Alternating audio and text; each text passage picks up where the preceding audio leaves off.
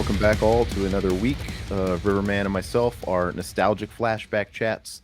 And just want to say Happy New Year. This is our first episode of 2023. And I changed the background. I I had an idea. It's like, we could just keep the same background, like to brand it, because we every stream, every little show we do has a different background, right? Cinema Enema's Mhm. got the purples, Mac and Zach have a different thing. Everything's got its own thing, and it's kind of cool. But I'm like, hey, we should separate our seasons. This is a new year. This is a new season. Let's have a different background to freshen up every year.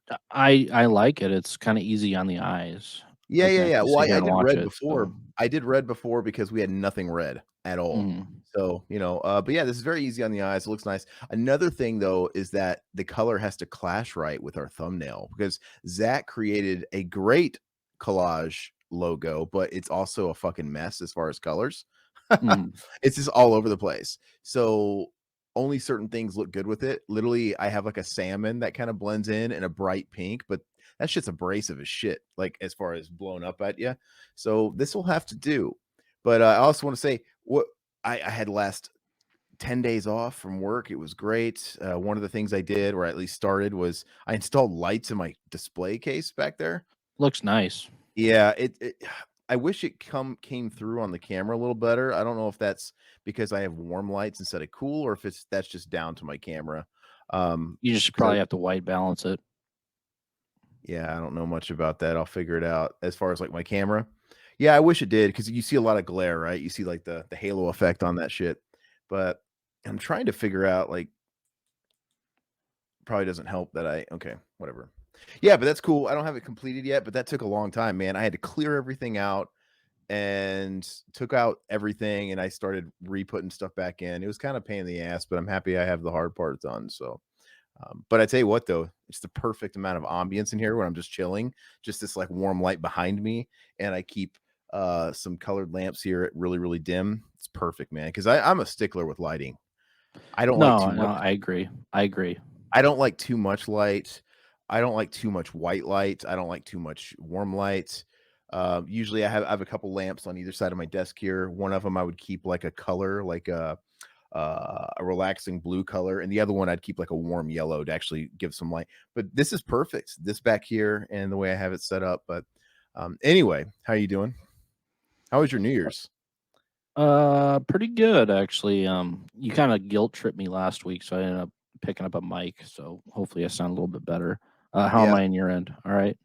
Oh, you sound great. Yeah. For anybody that is unaware, last week, if you listen to it in post, Riverman's audio is all messed up because his mic just took a dump. His Yeti Yeah. was put to rest, but he said he'd had it for a decade, so I guess it served its purpose, and he went out and bought himself a reliable Shure USB, which I'm not like I said, I'm really curious to how that's working for you.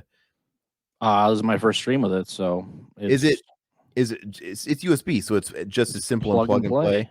play. Man, it's easier than hell, so Yeah, because if you have the XLR, like, right, SM7B or whatever, it's not just the $400 mic. You also have to have an interface. Like I already had an audio interface, so that wasn't the end of the world because I use it for other stuff.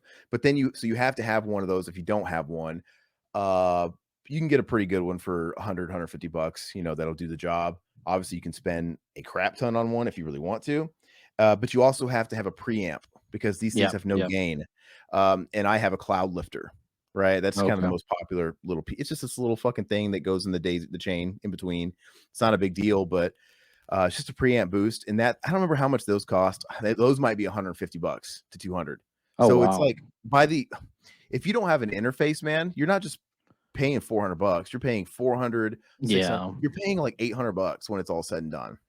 Well, So and this one's a hybrid, so you can, go back and forth if you wanna yeah, do XLR later down the road, that's you actually can, but really, really cool. And like I said, I was gonna see how that fared you because I'll want to get another mic for whenever I get to traveling next. That's just because this yeah, is. this is a good travel mic too because it's small. Do you have like? I'm sure you can get like a little desk mount or whatever to attach it to or whatever. Because you're not gonna take a whole arm with you, Yeah, right? yeah, I had the arm with the Yeti, so I pretty much she's the same Because when setup I that I was using. when I was taking this stuff with me, like for example, whether it be conventions or I traveled with it. I don't remember if I had this back when Josh James and I met up in New York and we did our back-to-back Freddy commentaries. But part of me thinks I did because anyway, I have to pack all this stuff. I have to pack the audio interface. I got to pack the cloud lifter. I got to pack all the XLR cables. It's a lot of crap, man. And then I have separate mic stands for table. You know, you saw them at the Yeah. convention. I got to pack all that. It's not impossible, but it's heavy and it's just it's a pain in the butt. And the worst part is just undoing all my setup at my desk and having to put it all back together when I get home because I like it. I like to set stuff up the way I like, and I like to leave it alone. Mhm. It's just a pain in the butt, man. But anyway, that's cool. I'm glad you got set up. Anyway, so if you guys what? Oh no, I was just going to talk about the New Year's, but yeah. Oh, yeah, I didn't ask. Oh, I did ask you. You just didn't answer. Yeah, what was going on with your New Year's? What'd you guys do? Nothing. I think my wife and kids were asleep by like 10. And I was playing video games for the rest of the night. So I kind of was my forgot it New was Year's. New Year's, to be honest. Yeah. And that's kind of sad. See, I don't know if it's a cultural thing. I just think it's my family thing, but we never really celebrated New Year's. It Mhm. wasn't a big deal for us. And I know there's a culture with New Year's even everywhere with America. People go out and party and do the ball drop and just bring in the new year a certain way. But I'll tell you something, man. It's even bigger everywhere else in the world. Like if you Oh yeah, I go, bet. South America, like they go hard. In Russia, Christmas isn't even the big holiday there. It's not. It's New Year's. New Year's is like their Christmas, even to the point where they exchange gifts and tree, and they kind of do the Christmas stuff on New Year's. Wow. Okay. So it's a big deal, and obviously you got stuff like Chinese New Year, which lasts a long ass time. I don't remember how it doesn't last like a whole like month. I It's like think a so. month, Yeah. and everything closes down. Like everything closes down. So you better like get all your rations together for a big long bear hibernation because. And I remember when I arrived in China, I arrived during Chinese New Year, and obviously it's the Chinese New Year, so it's not the New Year. But I arrived during that whole thing, and just dude, fireworks were going off everywhere. I was walking down the sidewalk, and there was like some kind of shell right under my feet. Oh, And it was exploding. Jesus. Like, I was like, I was standing right. It was detonating, dude. Like, it's insane because there's nothing mandated there. Like, you just do whatever you want. Dude, it's funny, dude, because in China, there's no rules. It's a lawless place, which is funny because when you think communist China, you think like tight grip. No, man, there's like no cops anywhere. People doing whatever they want. Dude, there's cars parked all over the sidewalks. Like you're walking around cars because people just find somewhere to park and do it. And then people will drive up on the sidewalk if traffic, because there's nothing really, they have street lights and they have a traffic system, but nobody abides by it. Everybody's just running the red lights. It's just so jam-packed because there's so many people. It doesn't mean anything. And people are like riding up on the sidewalks trying to get around busy traffic. Dude, I would be walking home from groceries and stuff like that, and there'd be a car coming on the driveway. I'd have to get out of the way, dude. And no one gives a fuck. It's weird. It's a lawless place. And as far as crossing the streets when it comes to like a crosswalk at an intersection, um, since nobody really acknowledges the actual traffic laws or traffic lights, you just have to go for it. And the Yeah. only way to stop the careless traffic that doesn't care who's coming, you have to get together with a mass of people because there's always a mass of people. It's not just one or two people waiting to cross. There's a whole big just group of people, and they all just kind of go, "All right, everybody, go charge!" Like they can't hit us all. Yeah. And it's just being aggressive. It's like, dude, this is nuts.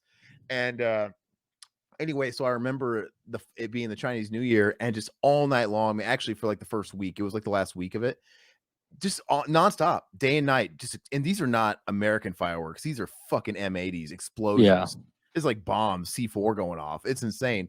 Because if I'm not mistaken, I'm pretty sure didn't China like invent the concept of the fireworks? Oh yeah, I think I think it comes from them and stuff. But and it was funny because every time one of these, C4 bombs would go off, every car around it, the alarms would start going off. So it's like nonstop, dude. Just alarms are going off and fireworks. Like everybody's so used to it. Like I wanted to eat a bullet, dude. Pardon my French. I know, not really, but it was like, gosh, dude. I'm glad I'm here, like as a tourist, and I don't have to work in the morning because this would be miserable. That would man. drive me nuts. I couldn't Yeah. handle it. And it was only for the first week, so but it was really really interesting. But anyway, yeah. So we didn't realize it was New Year's here, and I guess I knew, but I didn't know. I didn't think about it. Eva actually came in here. I think I was playing or I was working on something. I was in this room, and she's like, I totally forgot it was New Year's Eve. And she was kind of bummed out. I'm like, yeah, I guess it is. For me, that's normal, dude. I She's don't like, take me celebrate. out. Take me out. Well, she was like kind of depressed because she's like, I feel like I'm losing my culture. Like every day she becomes more and more whitewashed and she's losing her like Latin heritage, because Yeah. and at first I'm like, oh man, does she blame me? Like, am I whitewashing you? Oh, absolutely you are. And it's like, I'm Turning sorry. her into a housewife now, Aaron. Well, I mean, if she would have made a deal of it, yeah, we could have did something. But yeah, it's just not on my radar. It never has been. So it's not a big deal to me. I'm a bigger Christmas person, but anyway. So 2023, I'm looking forward to this year. I think it's going to be more promising. I didn't like 2022 very much. I thought it was kind of a shit show year. It sucked. And it was the last to me, it was the last remnants of the big C, right? That whole 2 years we went through. I know everything opened up and everything kind of got back to normal, but I felt like we were feeling the tremors still, the aftershock a little bit. Like they're trying to bring it back or something. Yeah. I felt like we'll just, even though stuff is quote unquote back to normal, I'm still feeling the financial impact of 2020, 2021. And I know I'm not as bad as a lot of people, but I guarantee you, just because things are back to normal, the people that had their businesses closed down for a year and a half, they were having to take out loans, they were feeling this shit in 2022. Like it just doesn't like go back to normal with a snap of a finger. It's just, so I felt like 2022 was all about the aftershocks of that. And like my job, maybe it's because of the big C, maybe it was just excuses to change shit and introduce new mandates, but 2022, man, everything was just rocked. All these changes were taking place, and I got COVID. Sorry, I was trying to avoid saying it. I got the big C at the start in February of 2022. So yeah, it was still around in early 2022. Oh yeah. 20. When did I get it? I got it. You got it like a few months before me. I think you got it the end of 2021. Yeah. You had it during the holidays, right? Yeah. Last year. So we had it in February of 2022, and so we were still feeling it, and I had to take a bunch of time off, and it sucks because this was the year everybody was sort of easing out of it, right? Like, my company, they were offering 3 weeks PTO if you got the big C, and I didn't get it 2020 or 2021. And then 2022, they're like, well, we're going to start working our way out of it, so we're reducing that to 1 week. And then that's when I get it. Yeah. And so I needed more than a week, so I had to dip into my own personal time, and I, it was almost going to get to the point where like you take disciplinary action. I'm like, guys, I'm still sick. I don't know. I don't know what to tell you. Like, I'll use my own PTO, but I don't know what to say. Like, I had to take a few more days. I had to take a few more days on top of that, and I didn't want to start dipping into FMLA, so I just kind of sucked it up and then went back to work after a few extra days, and I just was miserable for another week, like just not getting shit done, but just kind of showing up. Like, I don't know what to do here. And I'm like, guys, this is bullshit. I never used the time last year. Why can't we just all have a bank? And then can I just still have my, what I needed 2 weeks is what I needed. So hopefully they can get the economy back on track, because it's like there's been a lot of job loss in the tech industry, which sucks. But that, and then like a lot of these businesses got affected for like, I mean, our company got affected too with like bonuses and stuff like that, and just nobody has any money anymore. So yeah, it's crazy. We had new changes go into effect, and we're never going back again. Yeah, and just and it's actually going to be worse this year with my job. The changes that are going to happen are just, I'm not looking forward to them. They basically start next week, and it's just I have a lot of excitement in other avenues for 2023. I'm actually, my job is not one of them. Like I have felt more depressed with my job, and just like the honeymoon's finally over after 6-7 years. So I'm not feeling good about all that. And in fact, it's like, I feel like I have to start kind of like keeping my options open, and I don't want to do that, but I'm just kind of taking it as it comes. But as much as I want 2023 to magically be the year, to some degree, we're probably still going to be feeling aftershocks, because like you said, the economy, 2023 is going to be a bad year for the economy, man. I mean, terrible. Like, they've been kicking around the word recession. Oh, recession. We're going to enter a recession. I feel like we've been in a recession for a year and a half.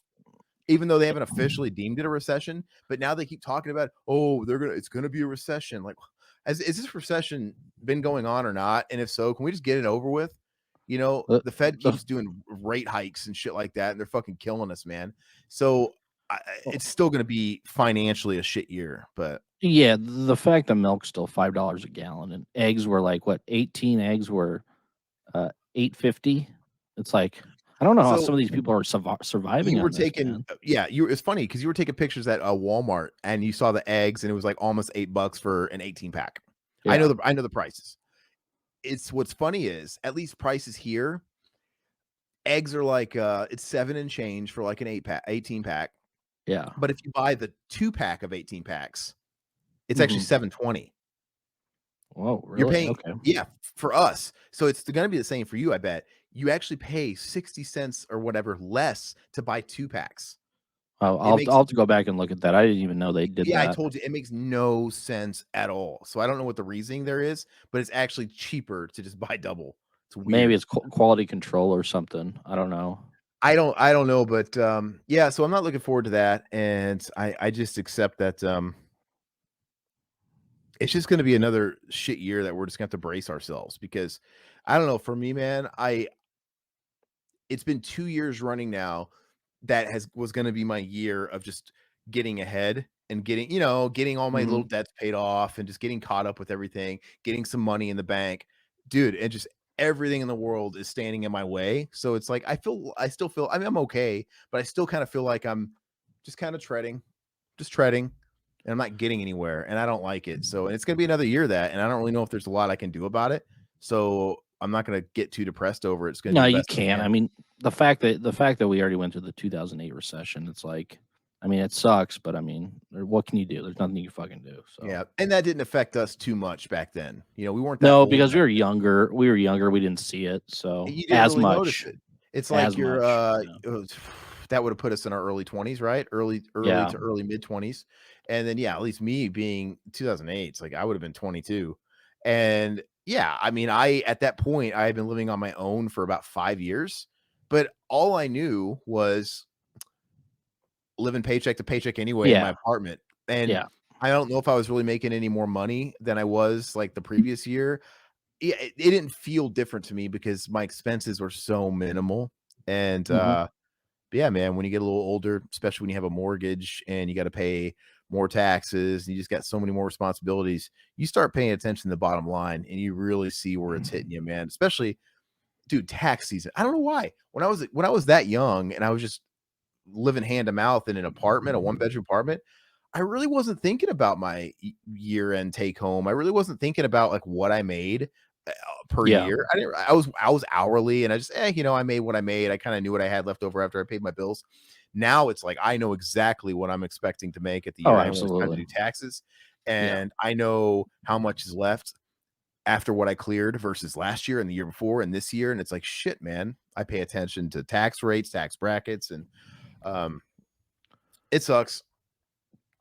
Yeah. I've never been a lottery guy, but let's just say in the past year or two, I have played a scratch or two. Oh, absolutely. I've played a scratch or two just to see if I get. I'm not one of those guys. It's really rare, but every now and again, I'm like, maybe this is my day. I'm just gonna be that guy that maybe I can win. I'm not a greedy guy. I don't have to win the Powerball, but give me $10,000 on a scratcher. I'll be happy. No, I'm ready for the eventually when the Fed lowers the interest rates on housing and I can start looking for a new house. I mean, that's what I'm looking forward to because Yeah, I was gearing up to start looking do for new that. houses, and then all this crap happened. Well, it's starting to come down. It's not as bad as it was. Well, not interest rate. Interest rates are bad, Interest but just rates are terrible. housing costs aren't as bad. But yeah, interest rates are insane. Like I said, I think I hit it perfect. So I'm blessed. I'm glad I got my timing when I did. I nailed that. But at least you are in a house. I feel bad for anybody that is like stuck Yeah, renting. Oh, yeah, and you're just like in this purgatory of renting, even though you want to get out. And the thing is maybe they were ready in the last year and a half to buy. They had been saving and scrimping and they were ready.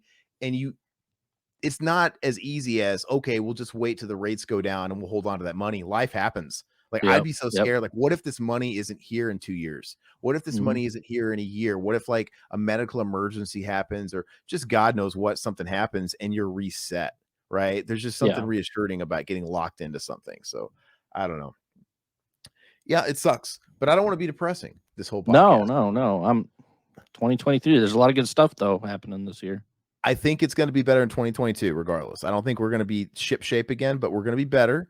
And Mhm. yeah, as far as like just commercial stuff, releases, and what to look forward to, entertainment wise, so much better. Because I think you said you really liked last year's output.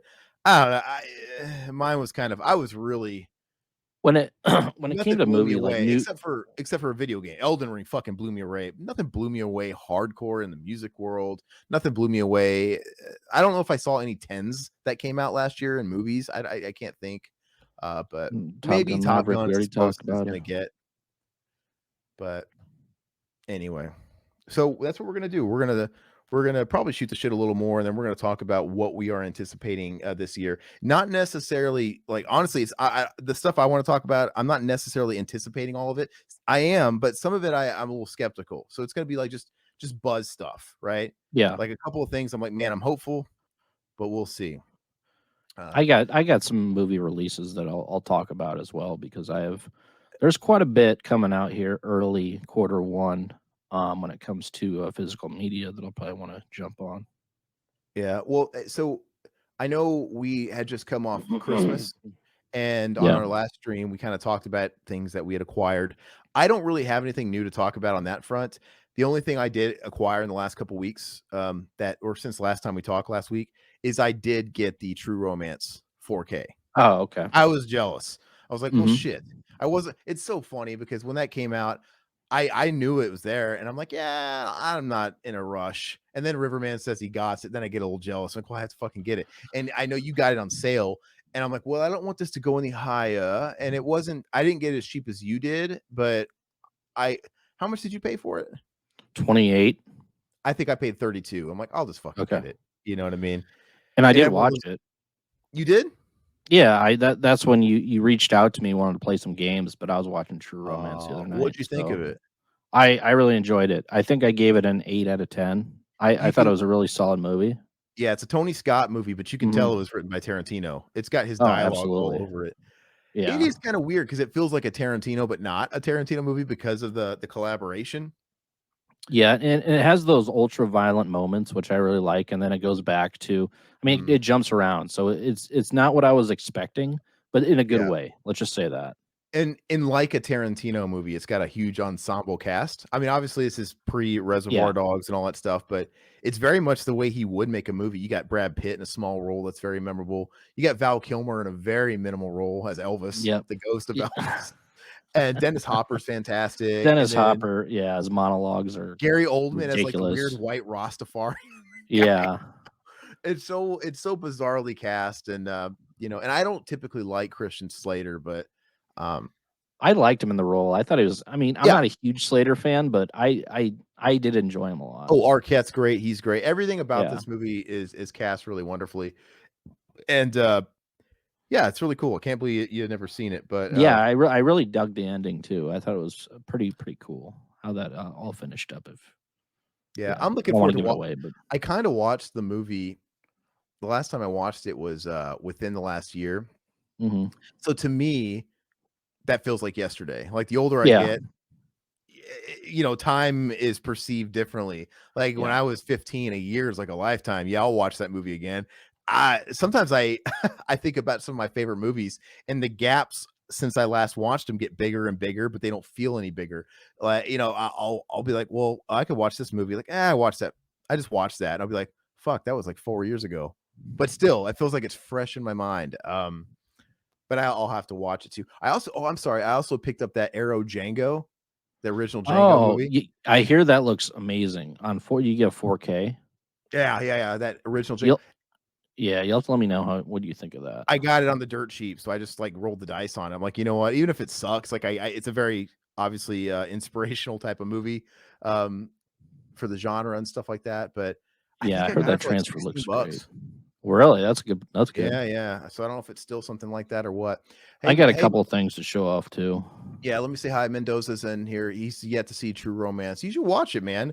It's a cool treasure if you've never seen it. Because I think I was pretty late to the party too. But when you watch it, it's like, oh man, it's like blowing off a Tarantino movie you'd never seen before. It's like, oh, this is crazy. How did I just?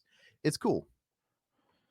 Yeah, it's definitely different. So, first thing I picked up, it was on sale. You already got this, so I got it. It hit like $19.99. So the Army of Darkness Steelbook. Oh yeah, that's a beautiful steelbook, man. It's great. And yeah, I so don't remember price what I is paid right. for it. I don't think I paid no $19.99 for it. Yeah, it dropped on Amazon, and then also I pre-ordered this from Best Buy. I think it was the Terrifier 2 4K. I still Okay, haven't seen it, but I wanted to just pick this up and before I watched it because I own the first Terrifier, so it was like might as well own this one. what were So they charging for that? I think it was like $18. I don't remember. It was Yeah, something like that. I don't. I liked for the first Terrifier 2 for what it was, but I don't know why. Mm. I'm just not like bent out of shape trying to rush out and see Terrifier 2. I don't know why. But I mean, a lot of people love it, so it's got. I can't believe how long it is still, but still. So if you could watch it sooner than later, let me know. If you give it the stamp of approval, I'll Well, probably blind buy it. this doesn't have a code. I would have sent you the code if. Yeah, I didn't expect it to, but oh, Last. speaking of, Well, go go ahead. ahead. Go ahead. No, I I was have gonna one more thing. So go ahead. I was gonna say, did I? Speaking of codes, since our last podcast, you gave me the code for Pearl. You gave it to me Mhm. on the podcast. Like, hey, I got the. So I Yeah. watched Pearl, and I loved it. And uh, in general, it's on par with X, but I think I'd have to watch X again, like fresh in mind, right next to Pearl here. But I think I like Pearl maybe even a smidge more. Yeah. But I give them They're both very 8s out of 10s. comparable. I give them Yeah. both 8s out of 10s. I think they're really different movies, but Pearl overall is probably more my type of movie. I think it was really good. I enjoyed it. So Well, and we'll talk about maybe Maxine a little later because I think that comes out this year too. how what a brilliant move to like film both those movies back to back and on the same location, the Man, same house, the same farm, and you just totally flip it over by doing Technicolor and just because it feels like totally different movies, but it does. they should feel very similar and they don't. They feel totally different. It's really cool. Yeah, you got They to watch released Pearl too, Mendoza. released 2 bangers in 1 year is pretty crazy, I man. don't even know what Maxine's really about. I just know it's like all 80s and shit like that, and uh, So yeah, it takes place techno. after X. So she basically is probably demented and goes back and becomes a prostitute or something. I don't know. We'll see. Well, she already was, Well, but it'll be the 80s though, so she'll be an yeah, older busted prostitute probably. yeah. Because think about it, it's cool. When we entered the 80s, we got into like cocaine and different kinds Hmm. of drugs and shit like that. And depending on where it's going to be set, man, it could be more of a party scene. Yeah, it could be really cool, man. I really like that whole era. Especially if I mean, I get it. She wasn't from New York, but what if they do like the Deuce, like kind of like that whole, I I think it's set takes place in LA, but I'm not 100% on that. I'll have I to mean, look. that's cool too. But hey, 1980s, man, the Sunset Strip days, that's cool too. Yeah. I'll take it. But what else you get? Last thing I got, so I got this on eBay. I've been wanting to get it for probably about 5-10 years, but I never picked it up. I wanted it when I was younger, and I never got it. And I used to be really big into like models like miniature scale models, and like putting stuff together like that. I haven't done that in many years, but I saw this. I was like, man, I've always wanted it. I'll eventually put it together with my kid. Um, and it's the Mash Swamp. Oh my goodness. Yeah. How do you even So know something like that exists? How do you even find out about this I stuff? I used to go to the hobby stores as a kid Uh-huh. and run into all this stuff. But yeah, Does it come with a the, clinger, dude, and a dress? no, it comes with Hawkeye. It I comes see him with right there with his robe. Hot Lips, and then The land. Radar's in the No, with his teddy bear. that Hawkeye's great, man. So yeah, I'll have to paint that, put that together with my kid. And I think they had other ones too. They had the helicopter, the H-13H helicopter, MASH helicopter. And then they had one other one, but yeah, I've been wanting to get this forever. But it's been so expensive because I think this came out in '94, I believe. Jeez. So yeah, I don't want to put it together because I like it in the sealed, but it's a model, so I want to put it together and display it, You better especially if be I can work wearing on your it. you with your What's kid? that? Yeah. Yeah. I was saying you better be wearing your New Balances when you put that together, Grandpa. Jeez. Like, Hey, I I love used to put MASH, but yeah, I used to put models together all the time when I was a kid, man. I I loved felt that's such a dad thing. It's so funny. I was watching it. Patriot Games. I had never seen it. I watched that last night, and I'm like, this is such a Todd movie because it's a dad movie. I'm just it was good, but I'm like, Yeah. it's such a dad movie. That's the kind of movies that my grandfather would fall asleep Yeah, yeah. watching in his recliner. You know, The it's Hunt like for Red October and yeah, yeah, yeah, yeah, awesome. I Hey, get really you, quick, yeah. just I forgot. What do you think about me putting that Power Ranger helmet in the center, dude? I like it a lot. It's nice, man. Where's the Green Ranger helmet? I don't have it. It's sold out. I What don't have it. about the Lord Zed one? That one's I don't sweet. have that either. Oh, you need to I get don't on have that that. either. But I'm still work in progress, but I'm I it's a pain in like the it. ass putting all that stuff together, man. But hey, Sean, what's up, dude? He's asking me what I thought about Pearl. Maybe you came late, but Pearl was great. Really, really liked it. And like I said, Todd hooked up the digital code, so I'm not really in a rush. I'll wait till a 4K comes out and then I'll buy it. But I love the Technicolor, man. I love it because it harkens back to a day when that was in vogue, man. Real bright. You know, color was a new thing when Technicolor came out. So they went hard. It's like we want to be as bright and vibrant and colorful as possible. And Yeah. now it's like we've regressed and we want to be like as dull looking. All the color grading in movies now is all about dull browns and greens and it gets boring. Maybe it definitely fits some types of movies, I guess, but I don't know. Now a lot, every time I see movies like that, especially like on the indie circuit, it feels like everything you see on Netflix. Like, oh, that just looks like a fucking Netflix movie or whatever. I don't know, but I miss color and style, man. What's up, Plumpkey? Hope I'm counting on Ezra Miller's The Flash film for 2023. I don't give a shit about any of that stuff, man. I really don't. I'm so over it. I'm overall. I never liked those DC movies anyway, but I'm just over all of it. Yeah, Sean can't wait for Maxine. When does that come out, Todd? That I don't know. It's 2023. I'm gonna have to find a date and see if they set a date for that or not. Yeah. I'll definitely try and go see that one. Because I didn't see Pearl in theaters. It's I kind of regret it now, but I saw X. I'll go see Maxine in theater. So Yeah, I kind of regret it too, but yeah, I couldn't make it out to see it. It didn't it's just last as long, I don't think, as X in no, theaters. it's a miracle that these movies are going into theaters anyway. Terrifier 2 and the Pearls and the X's, but just unless you're a Marvel movie or your Avatar, man, these movies are in and out in a couple of weeks, like 2-3 weeks, and I think Pearl just sort of hit when I had a really busy couple of weeks, and I just missed it. Like I just didn't linger around enough.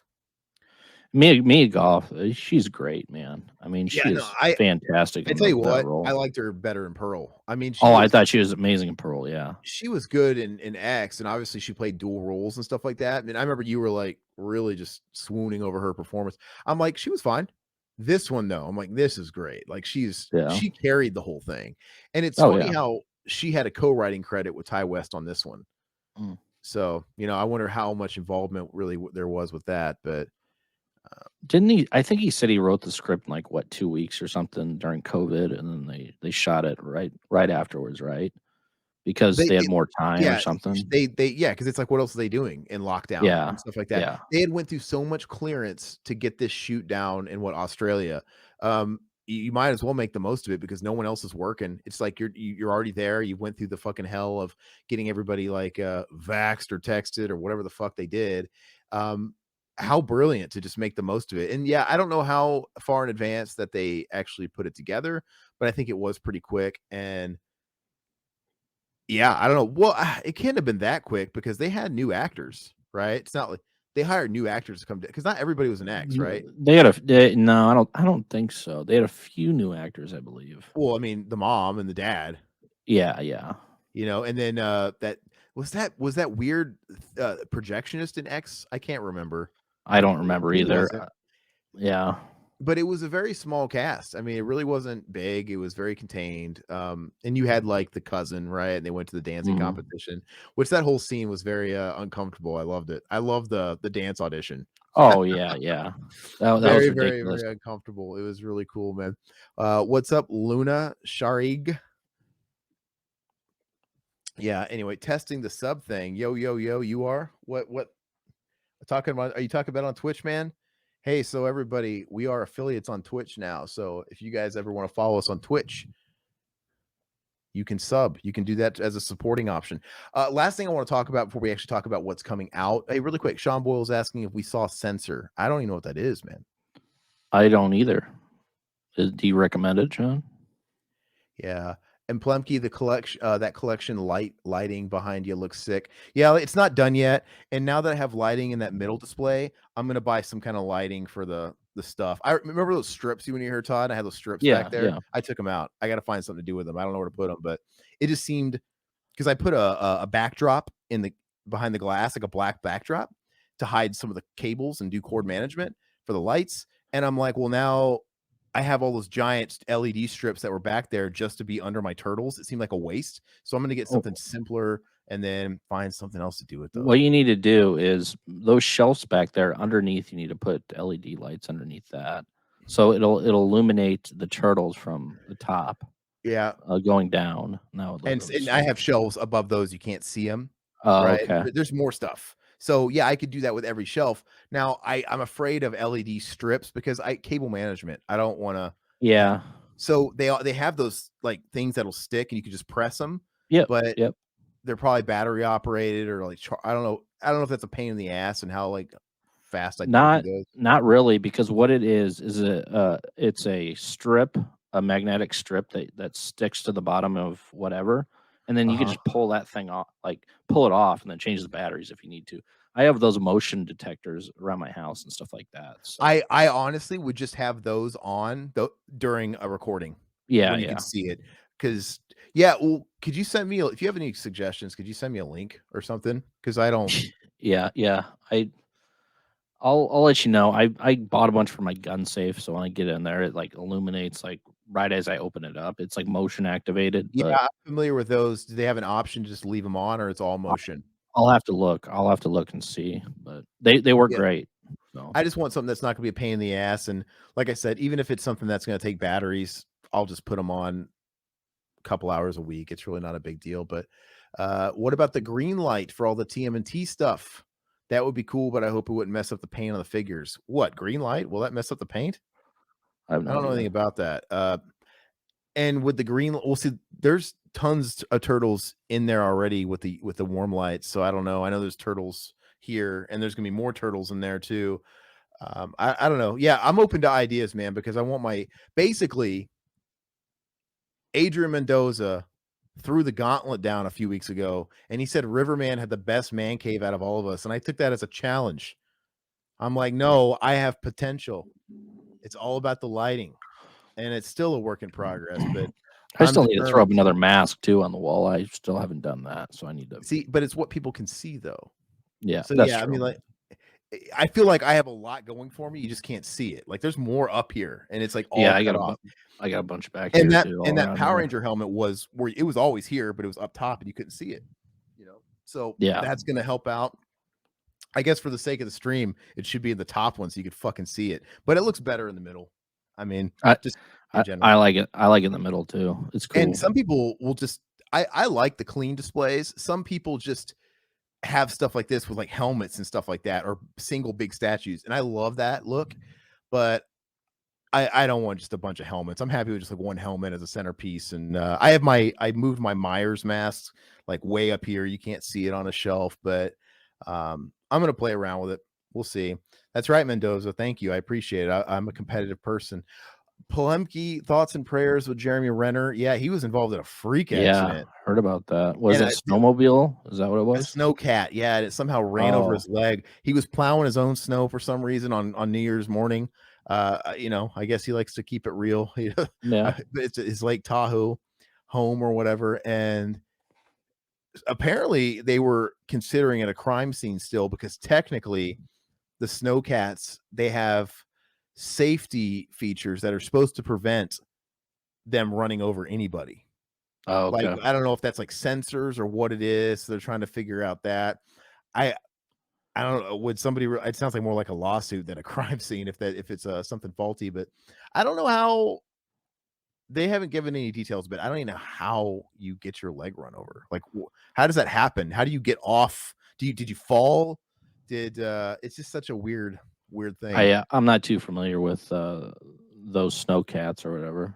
They haven't given any details other than like he's been in critical but stable condition, doing surgery and stuff like that. And it's one of those things where you're like, the first thing you go is like, well, he's gonna lose the leg. I guess it just depends on like what nerves and stuff you sever and shit like that when they amputate. But they haven't really given any details, just that he's stable, but so hopefully hopefully he can make a my buddy Brian, he's got scars all over his leg. Like whenever you wear shorts, you'll see it. And he got into like a quad accident where yeah, something like that happened too. Like he flew off his quad and just it ran over his leg and it ran over him and just his shit looks it's all scarred now, but it looks mangled as fuck. And it's just like he's all right. So Well, at least he's all right. I mean, it's just yeah, it sounds like a nightmare though, man.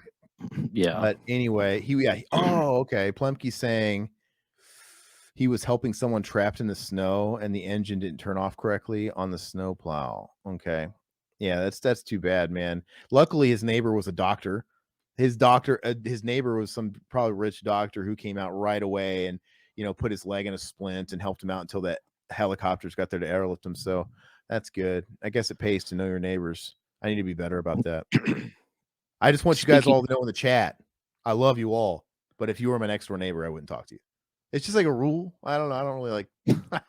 I like to keep everything like if you're like really close or in my proximity, man. I keep my space. I say I give waves. But I think some people might translate that as being prickly. Not at all. I'm very polite. I just don't want to like get sucked into. It's like Seinfeld when he wouldn't kiss the people in the apartment. Yeah. It's like, well, then they always want to kiss you and they want to be too close. And then they all shunned him, dude, when he turned it down.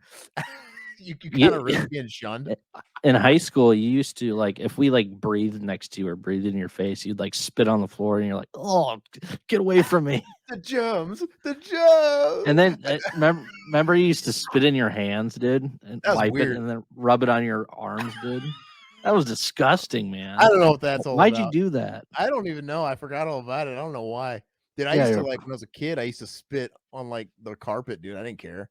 I was weird. I don't know. Dude, when I was 5 and 6 and 7, dude, I used to wipe my boogers on the wall. I think everybody did that. I used to wipe them under like the coffee tables and stuff like that, like in hiding. And then I remember being in second grade.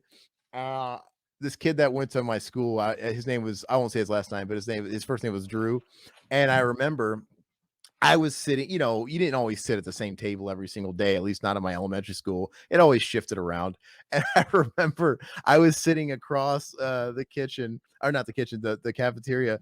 And then this kid, Drew, he had a seat that I had on an earlier day. And I just remember him yelling, oh, like there's snot under the table.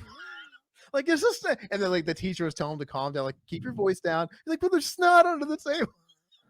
I was dying laughing, dude. When I was in high school, like I was hanging out with my brother and his friend, and we were on like a triple date or whatever. So I think my brother was dating this girl. She brought 2 friends, and then my brother's friend was trying to get with this girl that they brought the date on. And then I remember, like, I don't know, we were out in public doing something, and then all of a sudden, my brother's friend turns to the side, and he farmer blows on the ground, dude. And I'm just like, dude, you're not getting laid now. That's so and no, she didn't want anything to do with him after that, dude. I was like, you can't do that. I do that dude. all the time, but I do it when no one's looking. Oh, it was right in front of her, dude. That's terrible. That's so gross, dude. Talk about a non-domesticated animal. Like, geez Louise. He grew up with all brothers, I bet. Probably didn't have a mom. Jeez. He was an only child, but yeah, that's a rough one, man. That's so gross. I mean, that's honestly just a small step below ripping a big wet fart intentionally and like blowing it in their way, like But that's doing funny, that thing. dude. I mean, the Yeah, farts yeah, are that's funny. funny. That's gross Yeah. though. What if a girl did that to you? What if you were at a movie and she just like bends over and like blows it your way, really nasty and wet, dude? I've gotten crop dusted before. I know, but like, let's say it's a first date, dude. It was like intentional. Like, no, we're not talking about crop dusting. That's like a silent walk by. We're talking about just leaning over right in your direction next to you in a movie, just like, bruh. I'd probably vomit. It's freaking gross, dude. You'd be like, I'm not calling you. We're Yes. not doing this again. But anyway, interesting how we went off on that tangent. One thing I wanted to talk about though, what are your New Year's resolutions? Do you have any personal goals this year? Like, what are things that, not entertainment wise, is there anything this year that you're looking forward to, just personally in your life, or a goal? Yes. My goal is 10,000 steps a day. Oh, okay, yeah. Yeah. So a couple months ago, I got a membership for my wife and kids and myself at the Y, and we go swimming Mhm. all the time. And basically just, even if I'm not working out, I want to get 10,000 a day. So I want to Yeah, make that's that good. goal. So prior to that, I was only hitting 6,000. So if I'm trying to just set it up another 4,000. If I get Let me 10,000 this year, let me that'll be tell you, it good. makes a huge difference because if you're if you're eating okay, like Hmm. even if you're not eating super strictly, like but if you're eating like at least 60% of the time okay, Yeah. and you're getting, for me, my goal was 15,000 minimum. Yep. Yep. Okay, if I'm hitting that, and if I'm really good, that's a minimum. Like I'll like sometimes I'm like really hitting it. I'm on like 20 a day, whatever. That makes a difference. You could not change your diet, and like for example, dude, I'm suffering because this entire throughout the whole holidays, I took a bunch of time off and just, Oh dude, yeah, it's tough. eating all kinds of festivities, and then my steps went down. First of all, I hurt my foot. Somewhat recently, I hurt my foot, and ever since I got back from vacation, um, I I hurt my foot. I don't know what I did, but it's basically like the gosh, what is it? It's metatarsal pain. And I just kind of ignored it ever since July. I'm like, oh, it hurts, but I'll just Is like, that like the arch of your foot, or what is that? it's not the arch, it's the it's The the top, ball? the balls, Oh, the yeah. top. The ball of your Oh, feet, okay. foot, and kind of like into your toes. Okay. And I just kind of ignored it. I noticed it as soon as I got back from my vacation from Florida in the summer. But like I said, I just kind of toughed it out because I'm an idiot. Don't ever do that. Don't ignore pain. I'm like, Yeah. well, I don't remember hurting my foot. This just must just be something. I'll walk it off. And I just kept going about my day doing the stuff I was doing or whatever. I wasn't even like wearing pads or like it's really good support. And then I think I did more damage to it. That's when I jumped on the board with getting sandals. Like, oh, because I always walk Yeah. barefoot.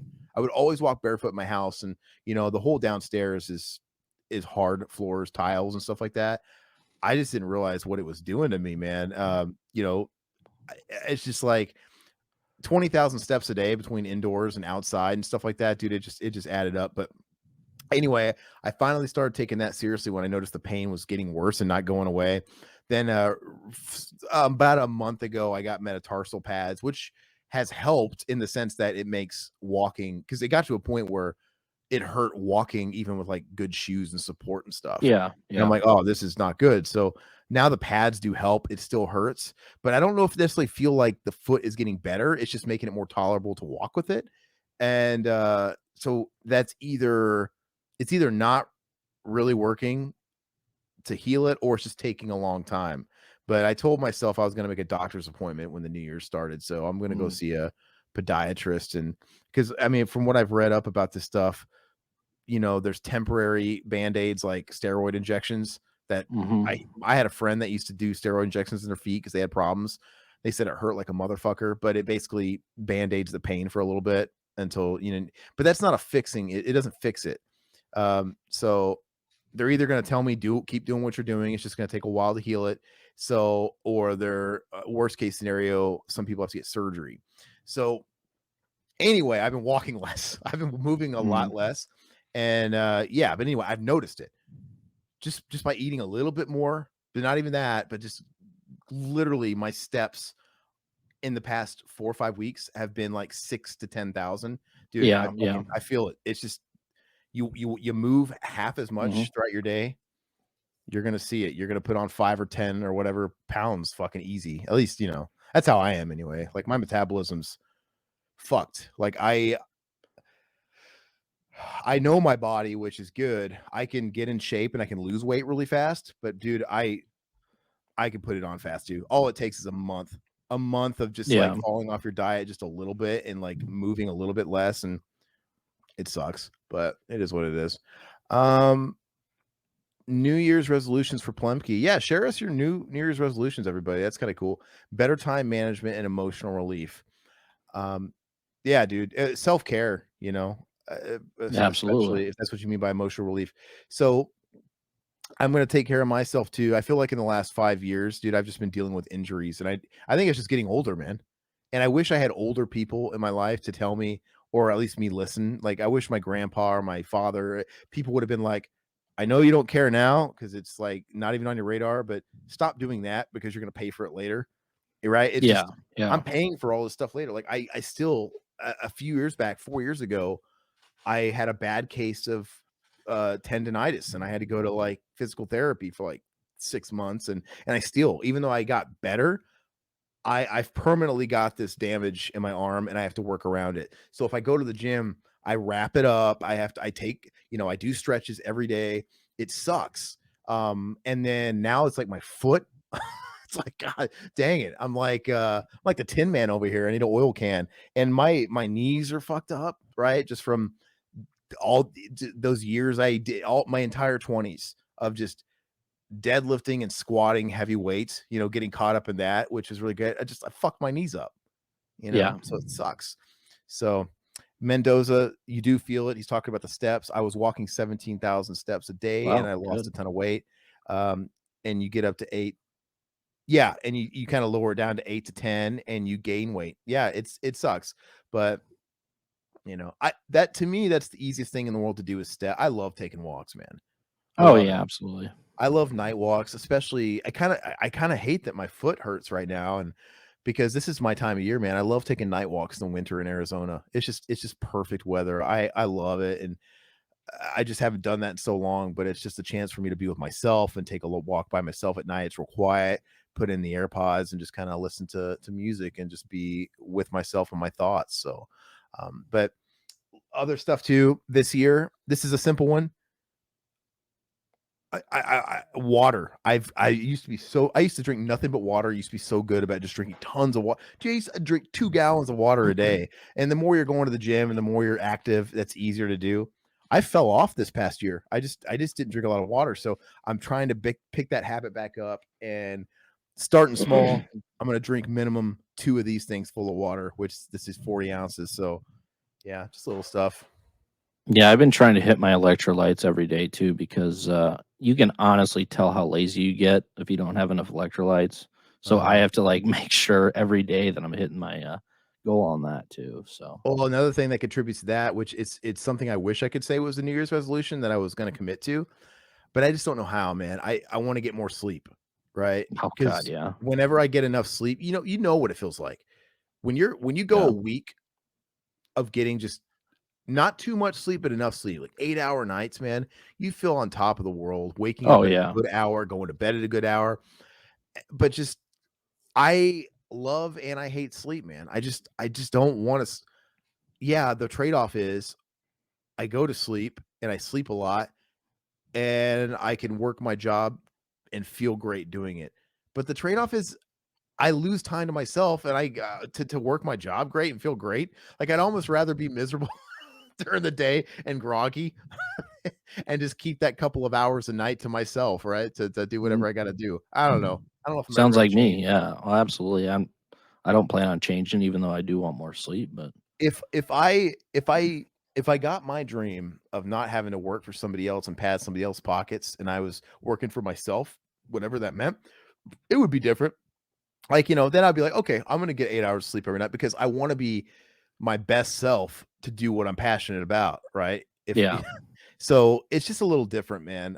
My thing is like, well, can I do my job on like 5 hours of sleep? Yeah, I can do it. Do I feel like shit doing it? Yeah, but I can do it. Yeah. You know, so it just comes down to that. But anyway, Wait till you have kids, man.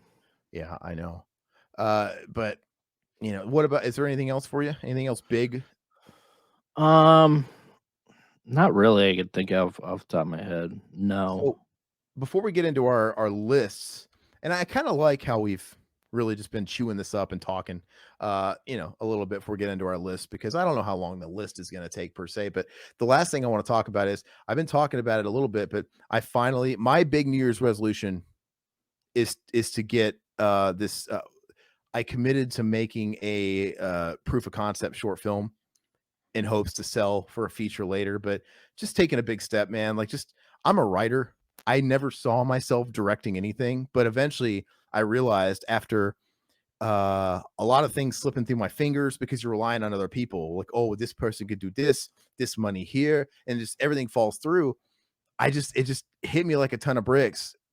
I just make it myself. And if it seems like more and more, that's just what you got to do. You got to get out of your comfort zone. And if you want to get something made, just do it yourself. Do it for what funds you have. Get people together. And so I've already started that. The tentative filming is going to be the first week of March.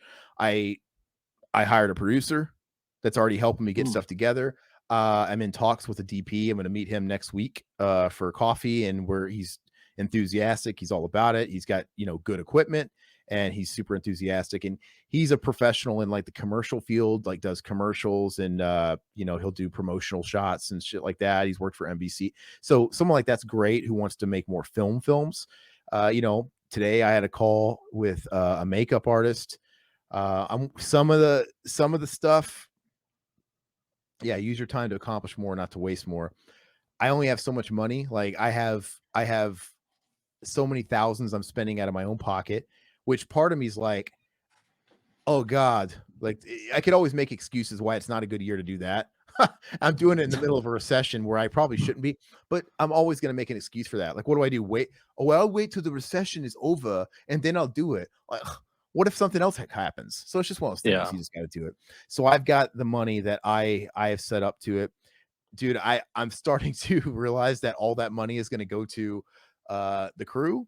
Now I'm going to employ, quote unquote, employ some people from ASU, but small stuff. Mm-hmm. Like stuff but the cinematographer, the sound guy who I'm also talking to, some of these big jobs, dude, it just rests on the shoulders. Like you're going to sink or swim by it. They have to make money, right? And they're bringing equipment to the table, so that's costing me. But and then I'm doing the casting this week. I'm putting out the casting call this week. I've already kind of started putting that out there. But hopefully, if everything goes well with the DP, I think it will. I think really just next week we're just going to iron out our deal, and then I'll have to draw up contracts for everybody and stuff like that. And I'm not going to fucking lush it, right? I'm in charge of it. Like, here, Lush, just make sure he signs this. Okay, I just want to do it. Fucker runs off with the money, dude. That wasn't even Lush's. Oh, yeah. It was my money, my family's money, my He's like, oh, he's good. He's good for it, man. He's good for it. And he straight up lied to me, dude. But anyway, regardless, I'm doing it myself. And I'm also very excited about expanding my network and just making new friends that are like-minded, right? It's already been exciting. In the last couple of weeks, the people I've been talking to, it's just really cool. I'm like, man, this is awesome, man. Talking movies with people, just kind of getting to know people, talking on the phone, interviewing. It's been really cool, man. That's right, man. That's a great slogan. I'm going to put that on my campaign hat. Don't rush like Lush. But anyway, so the most important thing is, and my mantra for 2023 is Nikes. Don't sue me, just do it. So we're doing that. And, hopefully everything will keep going full speed ahead like it has been, and we'll film it in March. And then from there, we'll have to do the post-production, which, I've kind of got stuff lined up for. But like I said, I don't really know if I have this. I just want this thing done in the can by the end of the year. So I don't know how long. I'm allowing myself some time to fuck up and need some more time in post. But first things first, get the thing in the can, get it filmed, and then see what happens there. But it'll be just exciting to say I did it. I have something, and I'm excited about it. So, and with that said, and dude, I tell you what, I don't know how I feel about this. I'm gonna ask everybody's opinion on this, right? Because I feel weird about it because I've never been in this situation. So I set aside in my budget, this is how much I can pay. And then now that I'm talking to everybody, it's like all of that is now going to crew. And I don't really have any more that's, for like scouting for locations. Now, it's possible with the producer and me, maybe I can cut some deals and get some get some stuff pro bono, but I have to have a house, which is going to be tough, dude. And I just I don't have any friends with the right kind of house. Anyway, I've been kicking around the idea. I don't know if it's shameful or not of like literally a PayPal donation. Like if anybody wants to help add any more funds because I'm trying to get a little bit more money. I don't know what to do. Like I'm literally going to be out 6 grand myself. And the thing I'm most scared of is getting caught with my pants down and just running out of money. Right. Yeah. So I don't know. Is Why there don't any you rent? shame in that? What's that? Why don't you just rent an Airbnb and shoot it there? Well, that's one thing that we're considering. Producers reaching out to some people. I don't know the legalities with that stuff because I believe me, it's the first thing I thought. Um, but it's one of the first things that we're gonna explore for sure. Because it has to be I can't use my house because the script, it has to be an older house. But it also has to be 2 levels. So it's very peculiar. Now, 95% of it is set in a house, so that's a good thing once we get that location, and if it's perfect, we're covered for so much of it, but it has to be perfect. But anyway, like, I don't know. I don't know if there's any shame in it, but I've also learned that pretty much this is how all this shit gets made. Like, it's just the struggle of the independent filmmaker and is getting enough funds. Yeah. And so anyway, I thought about it. I thought about like putting like uh a big what's a mission statement out there and be like, hey, look, if anybody wants to donate, here's the movie, here's the cause. Nobody makes money off of proof of concept, so it literally is just donating to it. I'm not going to make any money. I'm going to fucking lose my shirt on it. The concept of a proof of concept is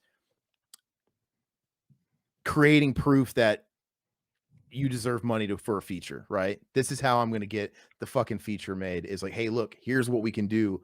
Here's a 20-minute expose on here. This is why we deserve the money to make a feature. Because these days, nobody wants to shell out money anymore, especially for features and invest in it. So you have to come to the table with proof, right? Yeah.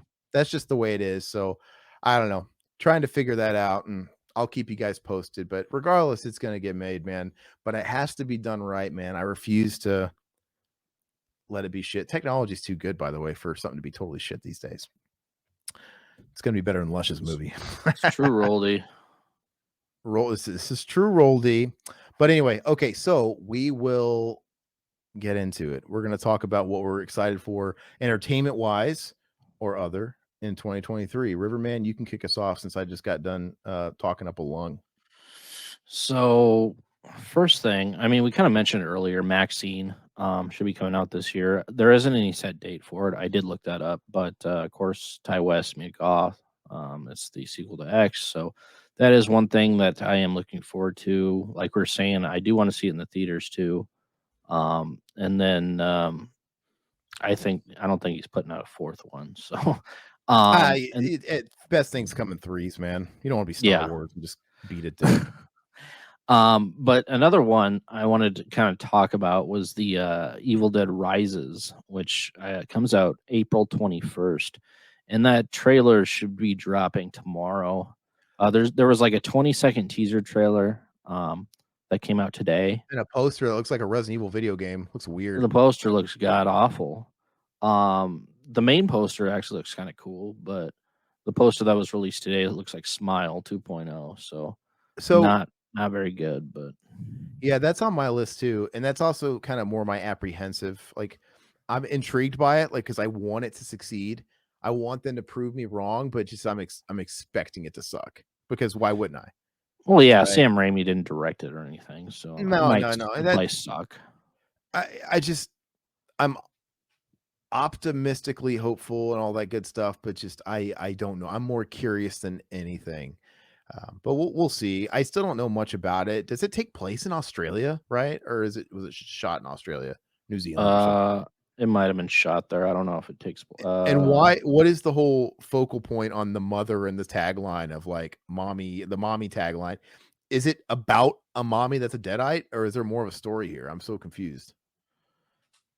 Is basically about two sisters and they're moving out of the woods into the city, so it might be a little bit different.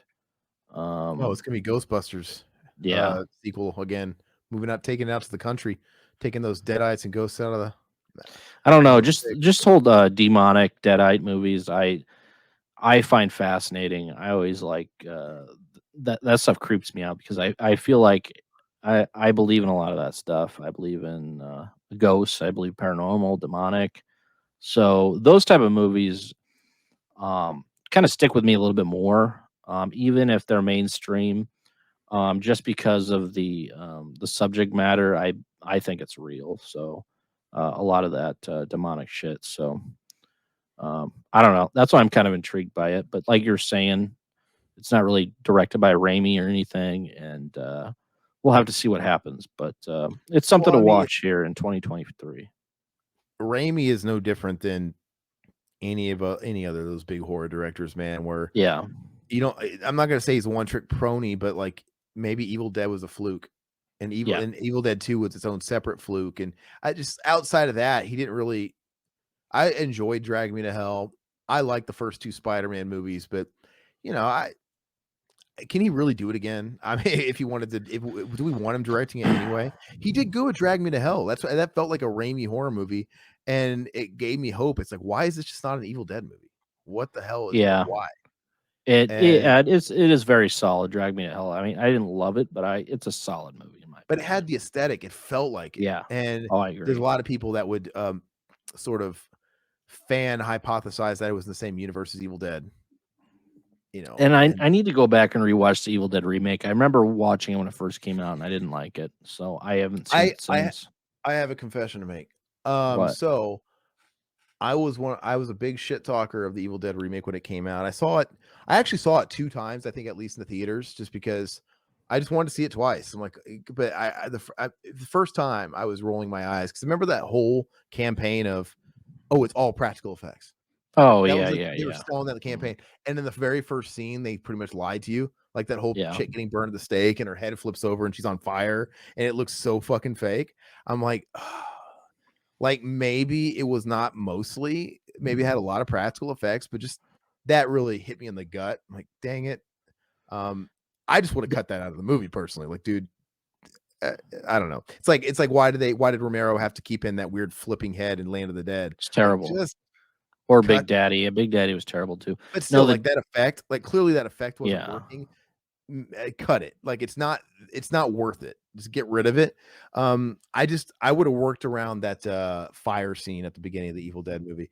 And the Evil Dead movie though, it's it just felt kind of soulless and like The Deadites didn't do it for me. They didn't look it looked too polished. I don't know, they looked 2020 or not 2020, the 2000s Deadites. I don't know. Something about the old school practical effects Deadites creep me out still to this day. yeah, it lost the charm of what made the original Evil Deads and that Sam Raimi charm. It's great.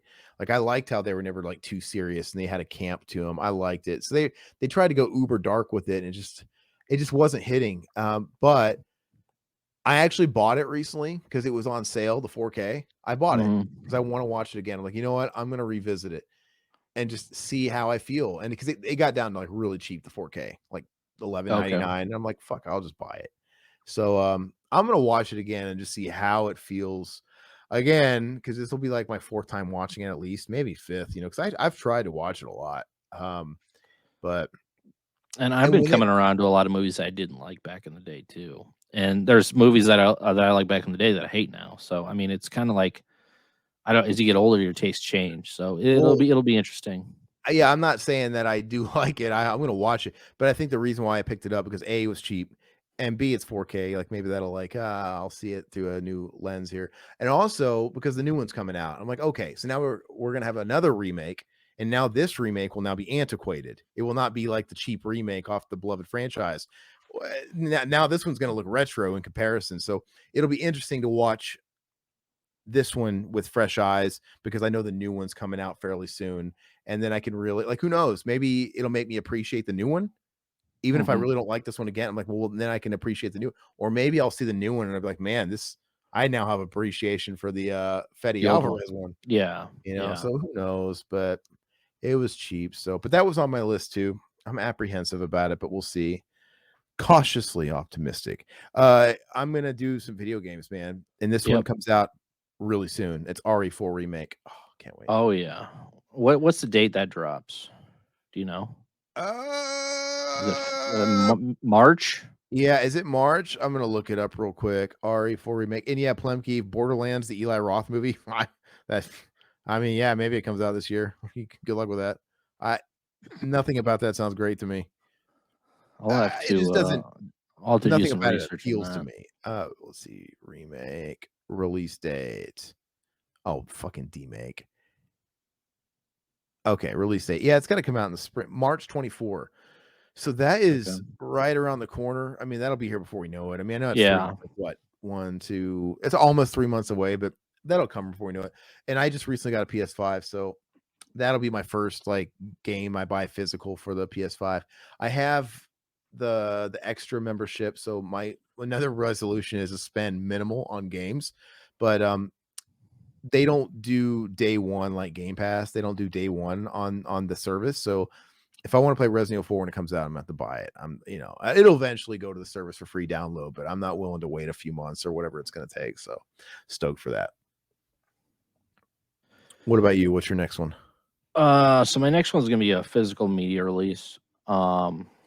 New 4K is coming out here. There's quite a bit coming out here early. And one of the ones that I caught my eye was they're re-releasing the Texas Chainsaw Massacre in 4K. I pre-ordered that.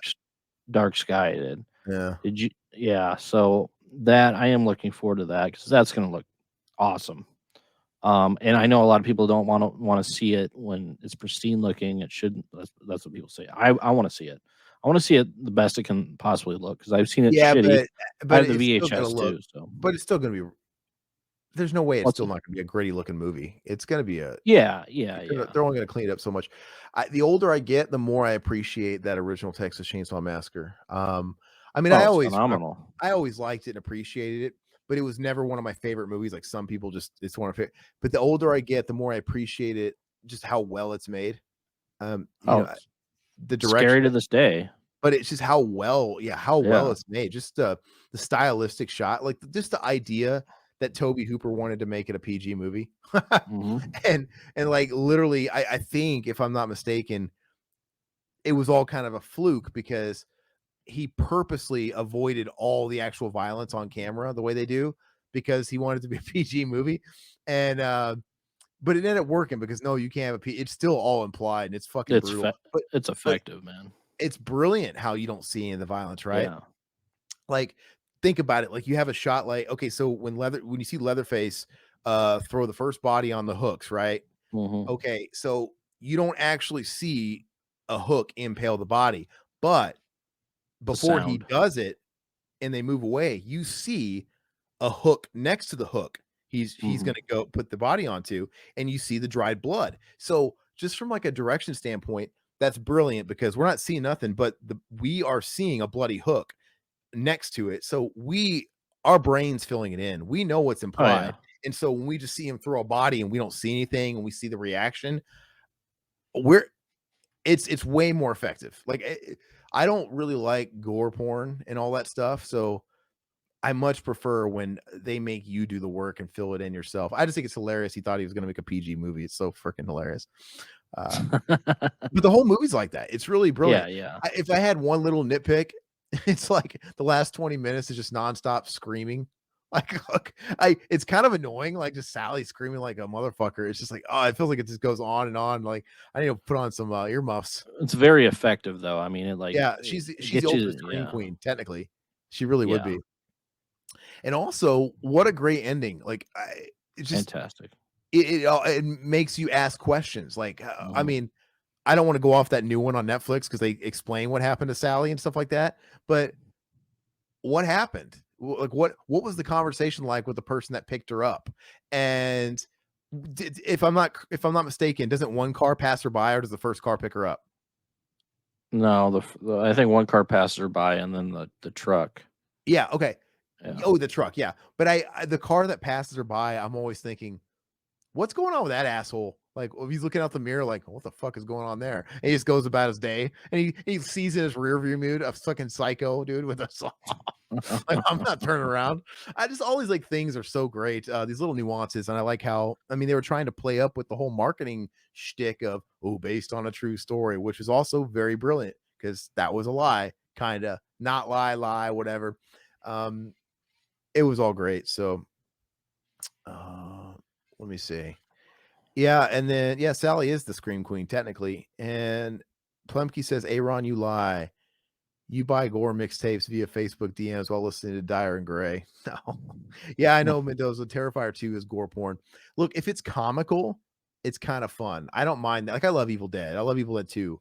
But that's like cartoony. That's Three Stooges, Looney Tunes blood. It's kind of fun, but just like I never liked Saw movies, right? I don't I know. like the first one, but I never got into the But sequels of when those. it's done so like blatantly and bluntly, it just comes off like shock. Whereas, like I said, Texas Chainsaw Massacre was shock, but he didn't show you shit. He really doesn't, and it's just super clever. And I prefer creativeness. Pistachio Disguisey, hey peanut turds, what's up, man? To you know Giuseppe Andrews, right? But anyway, yeah, man. So yeah, I'm looking forward to that too. I have it on pre-order. Same. So my next one, I'm gonna stick with video games for a couple here. Yeah, Dana Carvey's here. It's Pistachio Disguisey. That from Master of Disguise. Oh god, Like, am I not turtle enough for the Turtle Club? That movie reminds me that's of the only quote I ever remember yeah, from that that movie. it's just like Corky Romano, or nobody Yeah, saw the damn movie and the movie's terrible, but everybody remembers, Corky yeah, guys, Romano's funny, dude. like, you That's guys actually want funny. some cookies. Everybody just remembers, you guys want some cookies. Same thing with like, I'm not turtle enough for the Turtle Club. That's not a No, good movie, Master of Disguise didn't have any funny parts except that. But Corky Romano is one of my favorites. I love that movie. Really? You like that? I have the DVD back there. Dude, it's just so stupid. I think Chris Kattan is Kattan's so kind of dumb. insufferable. And he He is, seems but I really, still like it. and it's funny how his career went to shit. Like, all these other people Mhm. he worked with, his partner in crime, Will Ferrell from Saturday Night Live, they were like the David Spade and the Chris Farley, and Will Ferrell went to the moon and he just went to shit. And Yeah. I've seen him on, like, even when his career wasn't in the shitter, he was on Stern and he just comes off so bitter. He's not funny at all. He's awkward No, in yeah. interviews and he's real bitter. And I think Norm didn't like Chris Kattan, which is funny. He had a big beef with Chris Kattan. Mhm. I thought he was just a fucking punk loser, talentless hack, dude. It's so funny. And in these interviews, he let it get to him. Like, he just wasn't. Yeah, his career is nowhere now. And I saw him on I think he was on Bobby Lee's podcast, which is hilarious. I do like Mhm. Bobby Lee's podcast from time to time, and he was on that recently, and he's just kind of sad. He just seems kind of bitter and sad. I don't know, but I I don't really think this is coming out this year, even though they say winter 2003. Spider-Man 2. I expect it to get delayed into 2024, but a guy can hope. Probably. I can't wait for it. But yeah, that's a big one. I'm actually let's knock out a couple at a time. Mhm. As far as gaming too, I can't wait for Dragon Quest 3 remake. Any nerds out there? I can't wait. Remake of the beloved NES RPG classic. They're doing it in that 2D, like HD 2D style that's kind of trendy right now. That was popularized by Octopath Traveler, but I don't care because I can't wait. Speaking of Octopath Traveler, I'm looking forward to part 2 of that, which is dropping really soon. And I'm stoked that that's going to be on PlayStation because the first one was only on Switch, which was great. But I'm kind of excited I like getting trophies, man. I'm a trophy slut. I love it. So I'm definitely going to play that one on PS5. And lastly, for video games, the Final Fantasy Pixel Remasters, which came out a year ago on every other platform. Well, no, they came out on PC, Steam. That's it. But they didn't come to consoles. It's like, what? So now they're finally coming to consoles. So I'm going to blow those up hardcore because I love all those games. It's the first 6, and they cleaned it up, and it's kind of like all new. It looks great, except for some reason, I don't know why companies choose to do this. All the old like text boxes and shit in the games, they it looks like HD phone, like phone game. They changed it. Like everything's beautiful pixel art and remastered, but they got these ugly fucking like flash games, cell phone game, and it looks ugly. And everybody's complaining about like, why would you guys do this? Yeah. They put them on mobile too. Is that why? Dude, just at least give me an option to switch to the classic fucking text boxes, like the old Yeah. pixel style. It just looks it clashes with the rest of the game. It's so ugly. But anyway, you can go now. That's it for games. I just want to knock those out. I got a couple movies, a couple Blu-rays that are coming out that I'm my most anticipated. MBD Rewind's coming out with Last American Virgin. One Never of seen my it. one of my favorite 80s sex comedies. Make sure it's on my list. And I watched this movie on like, I don't know, late one night on one of the Cinemax or one of those HBO channels back when I was a kid. And it's really good, man. I really enjoy it. So I'm looking forward to picking that up. And then another one would be who put this out? Vestron Collections putting out the Dentist collection. So Yeah, I got Dentist that on 1 and pre-order. 2, yeah, and I think it's only like $12. And I saw the Dentist for the first time when we were doing the commentary on it. I loved it, man. I thought it was great. You never seen 2? I never seen 2, so I'm looking forward to watching 2. They're both solid, and even though they're not the same movies at all. For some reason, the Dentist 1 and 2 reminds me of the Stepfather 1 and 2, And I because love The Stepfather. Those are good movies. but it's the same kind of premise where he Yeah. skips town, and in the second one he starts over in a new town, and he somehow got a new practice, and he's got a new life, and he gets sucked in his old ways again, just like in the Stepfather. The Stepfather just Yeah. fucking moves on to another town and preys on a new family, and so it's kind of similar to that. But no, I haven't seen the Dentist 2 in a while, but I mean, I don't know which one's better. I mean, the first one's probably better. I don't know, but they're comparable, you know. I Yeah. like both of them. So cool stuff. And just the Dentist is scary, man. Even though Oh yeah. it's very much like I saw the original Dentist on Cinemax back in the day, like in the 90s when I was a kid, and to me, it's the epitome of Cinemax horror. It just feels like those movies were never like too violent and stuff like that. It's like Yeah. it's like a R rating, but it's not like a hard R. But you get like dentist drills in mouth and blood and stuff, dude. That hits a certain kind of nerve. Oh, man. absolutely. No So pun intended. It's not like Saw violence or anything, like throwing Mhm. somebody into a vat of syringes. It's not like Yeah. that, but it's still cool. I love it, dude. The Dentist is creepy. He cuts that kid's mouth in the first one, right? It's the first movie, like the drill. He's like zoning out, going in his own little fucking world. All of a sudden, he like drills the kid's mouth. He's like bleeding. Like, dude, that was scary in the 90s. Like, you mean they can make mistakes? They could just like drift off while they're doing that shit? Yeah, they're gonna molest me when I'm out. I don't want to get knocked out. I always think I literally told that to when I was at the dentist. They were gonna they asked me if I wanted to be gassed up, and I'm like, can I have a few of you guys in here too to make sure no one touches me? And they're like, well, unless you guys all plan on ganging up on me, then I don't want that at all either. That's worse. So like, I refuse to get knocked out in a dentist office. So I always just numb me up, do the needles. Yeah, yeah. But I want to be awake for everything. Anyway. Oh, I hear you. Original Italian Job's getting a 4K. Never saw the original one. Wait. Dawn of the Dead. You mean the Zack Snyder? Is that what you Yeah, that one. Yeah, that one's getting I still never watched that movie all the way through. I'm still a fan, man. I've watched the first 15 minutes and I just Santos Lucha Films too. Go ahead and go through if you have more releases, you can go ahead. So another release coming out February 21st. I'm looking forward to. I don't own this because I've been holding off. I know it's been so cheap, but I was like, eventually it'll get, some sort of box set or 4K or something. The Slumber Party Massacre 1 and 2. That one comes out from Scream Factory. Looking forward to that. Is it a set? No, just 1 and 2 on 4K. So separately. Separate. Or no, I don't. Is this 2 discs? I'll have to look.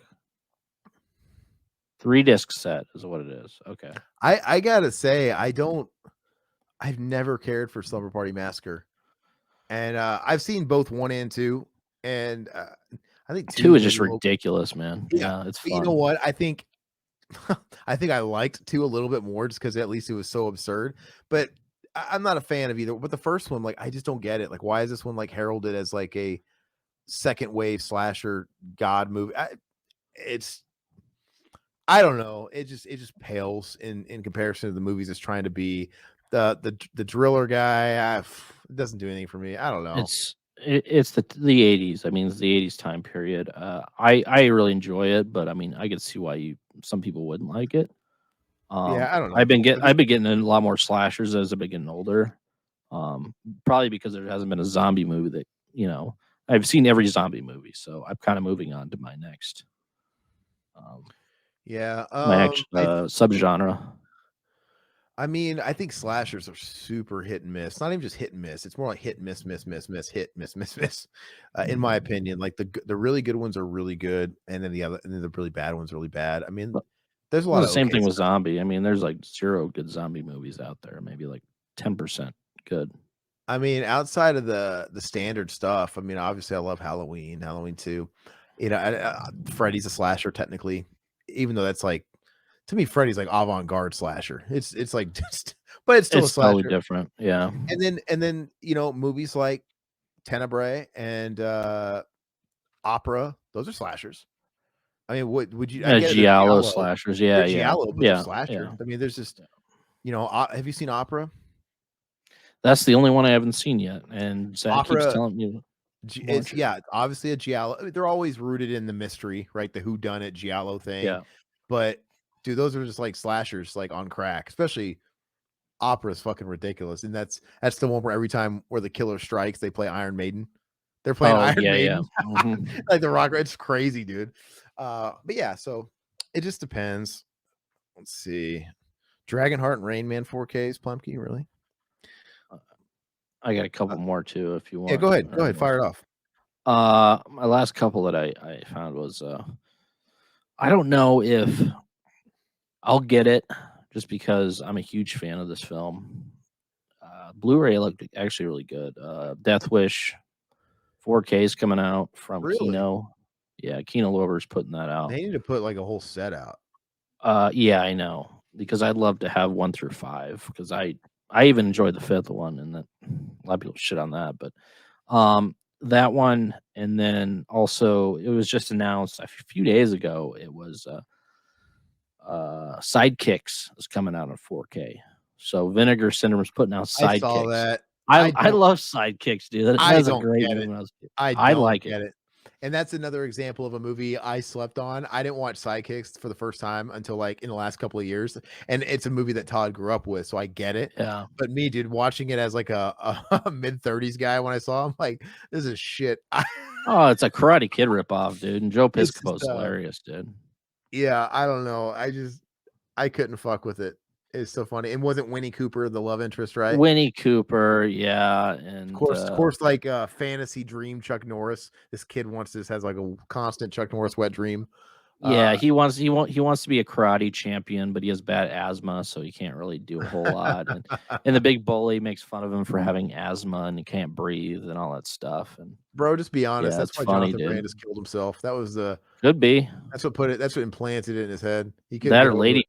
dressing up as a woman, you never know. Ladybugs, I've actually seen more. I've seen I like Lady Ladybugs yeah, because yeah. I yeah, Once again, I've been watching that movie since I was a kid, so maybe that makes all the yeah. difference. Dude, I've been watching Ladybug since the early 90s, and I'm a Rodney Dangerfield fan, so Oh, I I don't know. love Dangerfield, he's hilarious, dude. Yeah. Even like quote unquote bad Dangerfield, like people don't like I love Wally Sparks, dude. I think it's so Is that the you one where know he has, like, 5 wives, or is that Wally no, Sparks? Meet Or is Wally it Sparks was one of his last movies. I don't know, but it's a late 90s, and it's so just 90s schlocky. And Wally Sparks has a Jerry Springer talk show. It's in the Jerry Oh, yeah, Springer yeah, heyday yeah. of all that trash TV, and he's got his own Jerry Springer knockoff show called Wally Sparks, and it's always about like having Jerry Springer type guests, like porno people, whatever. And he eventually finds himself getting invited to the soiree, like at the governor's mansion, and getting like embedded with like their election, but it's stupid. It just basically puts this like sleazy guy in a situation with like uppity hoity-toity politicians, and just the That's comedy funny, is dude. it's Yeah. so funny, dude. No, it's just so stupid. But people that love Rodney, they would probably be like, "Oh, that sucks, dude." I love it. And yeah, Pistachio Disguisey, you're bringing up the scene I was going to tell Riverman about. There's a scene, like for example, it's all fancy schmancy governor's mansions in Georgia, and he accidentally smashes the statue. It's like a nude man, like Greek statue with a penis, and he breaks the penis off. And he's like trying to fumble around. He doesn't want anybody to see what he did, so he puts it in his pocket, and so he's got a big boner. And he's like, I it's just think and he's like rubbing up on, dude. It's so funny. It's just that kind of humor. It's so stupid. I would buy that movie on 4K in a fucking heartbeat. I love it. And then I love it. Just all those little gags, right? There's like just one stupid like quick gag where I think he's distracted by like the invitation. He's got to go to Georgia. And because I might be wrong, but I think the governor is trying to get him off the air, like petitioning like Tipper Gore shit. So he's like kind of, and the governor's son is a huge fan of Wally Sparks, but the governor fucking hates him like Tipper Gore. And so the governor's son, I think, writes the letter pretending to be the governor, inviting him to like break bread. And so that's where the comedy ensues. And because the kid loves Wally. And I love it when he's like trying to get out of there. His producer on his show is trying to like run by a guest to be on his show next week. And he's like, watch this video for this guest next week. And it's just a video of Ron Jeremy, dude, like getting head from a girl, but you don't see the girl. You just see Ron Jeremy, no shirt on, going, oh, yeah. oh. he's like not paying attention. He's like, book her. He's like, but how you know she's the right girl? She's the right girl. He leaves. Just so he's like, it's so fucking funny. And the last thing I'll say, dude, it's just everything about it. I love how he keeps getting one upped, like this governor. It's played by the guy from MASH, the guy that replaced Frank. I can't spit out the name. The bald guy, the doctor, the British guy. Yeah. I can't spit out his name. You're talking, yeah, he plays the governor, and there's another part too. He's people kind of all. It's kind of like Son-in-Law, where people grow Winchester, to love Wally. right? Winchester. People grow to love Wally Sparks, kind of like Son-in-Law. Like he's abrasive at first, and all he's like, but they all the governor's like, of course, mad that they all like him better than me, and there's a point where he's having this big soiree, Pistachio, where the governor like pays Michael Bolton to come sing at the big fancy dinner. And then like even fucking Michael Bolton loves Wally Sparks, dude. And of course it's like gets under his skin. And I remember he's like up on stage, he's like, this next song goes out to my very dear friend, Mr. Wally Sparks. And he plays, it's the governor of Georgia. So he starts singing Georgia. And they just show Wally Sparks crying, dude.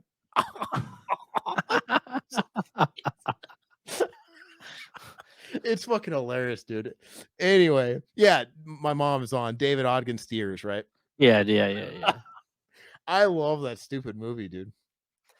Gilbert Godfrey's in this. Okay. Tony Danza. They're pretty good. It's got a lot of celebrities. Burt Reynolds.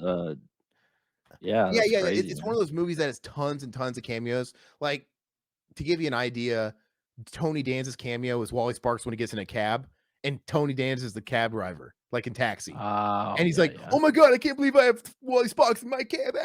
It's just like one like quick little scenes. It's so funny though, and it actually kind of. Plemke's saying Mill Creek is putting out Problem Child Blu-ray, which, by the way, what a crime! It's not getting 4K. Was that not on Blu-ray before? I don't know. I mean, is the second one on Blu-ray? I'd love to have the second one too. Dude, those need to be on 4K. That's so silly. Yeah, because those are Wally Sparks reminds me of a Problem Child type movie, like the same like 90s. It just feels like it's like one of those movies they would play on USA Network, like a comedy like that all the time. So yeah, you should watch it, man. And that's a movie that's in a great. That's something that Goat should do on Movie Graveyard, because that literally is a movie that's been buried in the graveyard. He needs to dig that up and do an episode. I would do that with him, man. I love it. I don't think it ever got a DVD release. So anyway, I don't think so either. Yeah, true. Pistachio, chairman of the board, is also kind of like that, but that movie sucks.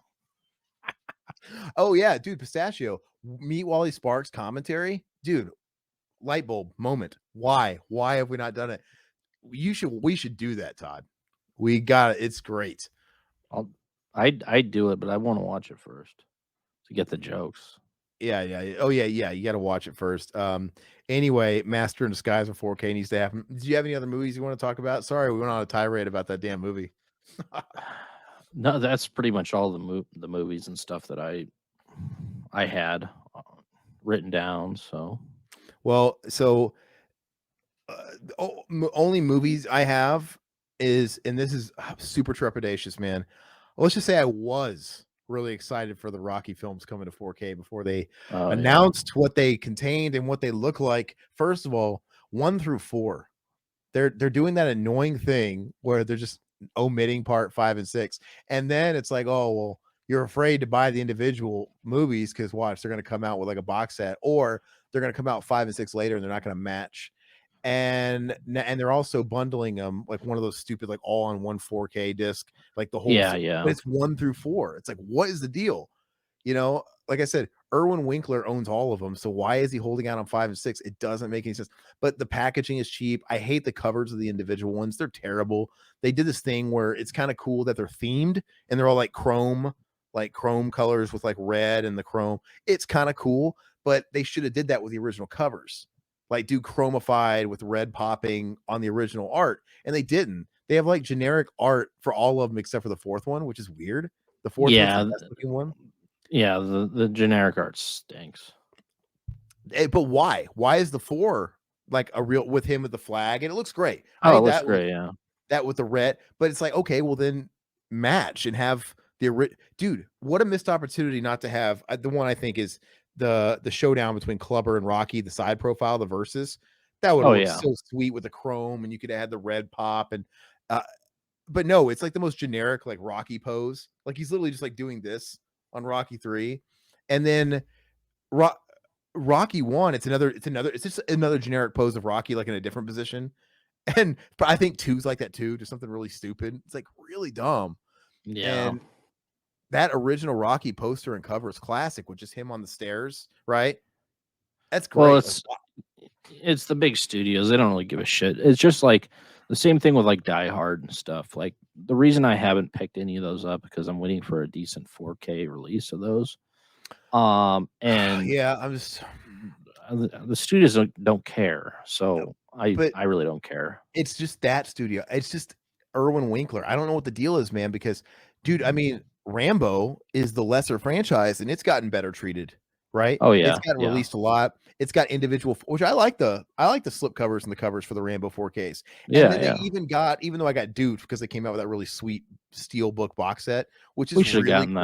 that. Yeah. Oh, but I would love, but so they treated that really well. Like why Mhm. they always shit on Rocky. Like they never even in like the DVD and the Blu-ray era, they just kind of like they'll package them all together in some cheap packaging and whatever, just kind of throw them out there. It's like bare bones releases. I just don't get it because it's not like this is the Critters film series we're talking about. This isn't the Ghoulies series. Rocky 1 is a piece of Americana. Like it's if it's Oh not, yeah. I bet you it's in the like the Library of Congress, right? It's a piece of Oh, I'm sure. Americana. Yeah. It's a staple of just American cinema. And then part 4 was the biggest box office movie of the year it came out. Like these are big movies. Like why are they not? I would pay. I would pay good money more than what they're going to ask for if they actually just gave these good releases. I would Yeah. love it. Even though I'll say the fourth movie, which does look the best, from what I hear, it does include that new Stallone cut, the Rocky vs. Drago like cut. Did you ever watch that? Oh, it does? Yeah. Oh, Which okay. No, I before didn't this, watch that. it never had a release. You could only you'd have to buy it digitally or rent it digitally. No, They I never never got a saw that. physical. It went to theaters limited, and then you could get it digitally. So or watch it on Prime actually. Mm. So I think it's cool that they're doing that. It's like, yeah, like give us fucking features. Like, holy shit. So it's actually kind of halfway tempting to get 4 actually for that reason. But I don't know. Um, and that Drago cut it's interesting. It's good. I don't know. It arguably fits better as a movie. It's a little because he basically removed all the campy, cheesy shit. But at the same Mhm. time, man, he's kind of effing with the time capsule. Like I like all the stupid campy stuff. Like there's no Polly robot. All the 80s stuff he just kind of took Oh, that out. stuff's great though. I know he made this edit more of a drama, a little bit more serious, and it's cool. It works, but I don't know if it's better, but it's good too. Yeah, the Drago breaks Rocky and wins cut. Ghoulies tool when the ghoulie goes up the guy's ass. I don't know. I'm sure Mac remembers that. I've seen every Ghoulies movie but the second one. I've seen 1, I've seen 3, Goes to College. Goes to College is fun, dude. It is. Hopefully that gets released sometime. Oh, you know what's funny, dude? I accidentally had my my voice to text on this whole time. It's been recording all my Wally Sparks banner, dude. It's like everything. It's crazy, dude. It's not the most accurate, but anyway.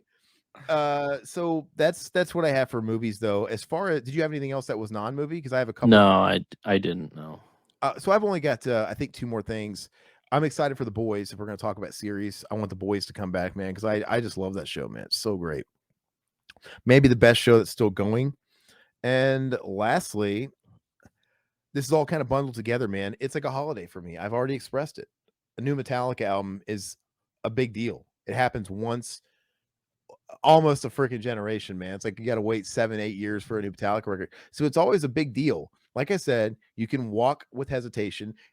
Even if you think it's going to suck, if you think it's going to good, you're always hopeful. And it doesn't make, you're always curious. It doesn't matter. Everybody stops what they're doing and they listen and they want to hear the new Metallica. We should be getting a new single anytime now, because the last album, they dropped the single and then a month, 5 weeks later, they dropped the second single. Like they had 3 singles out before the album came out. So if they're going off that same like marketing strategy, we should be getting a new song anytime now. And I'm looking forward to what another song sounds like. But to go along with that, I'm stoked for the tour. I'm so stoked to see that tour. I'm glad I got my tickets. I've never seen Metallica twice in a weekend, 2 separate sets. And then you throw in Pantera reunion. I can't wait. Yeah. And I'm excited about the Pantera just in general. I'm excited about them getting out there playing those songs for people. And I think it's cool, man. I think they're doing the right thing. I think it's totally great and totally fine to let those songs not die, because my whole thing is history will always forget. Even the Beatles will eventually be forgotten. Oh yeah. Maybe it'll take hundreds of years. Maybe in a few hundred years they'll be the equivalent to like Beethoven and shit like that. But eventually shit will just be forgotten. And the bigger you are, the more impact you have. It'll take longer. But I think Pantera was risking becoming a dinosaur, because they've been gone for 20 years. We have a whole generation that just wasn't listening to Pantera because their music was just left 2 decades ago, and it sucks. So I think in the nick of time they're doing this, right? So it's good. So, and then I've been going down the rabbit hole. It's put me back into a Pantera mood. I've been listening to all their stuff a lot lately and just really appreciating it. And I still really want those remastered vinyls, man. I have Far Beyond Driven remastered, but I refuse to get the other presses that are just like one, I want the good ones, man. The only one that's kind of still easy to find, even though it's still aftermarket a little bit, you're going to pay like $50 for it, is Reinventing, because Reinventing, that remaster came out like a couple years ago. I feel like I'm going to have to just pull the trigger and pay $50 for that, because it's going to be hard to find before too long if I wait too much longer.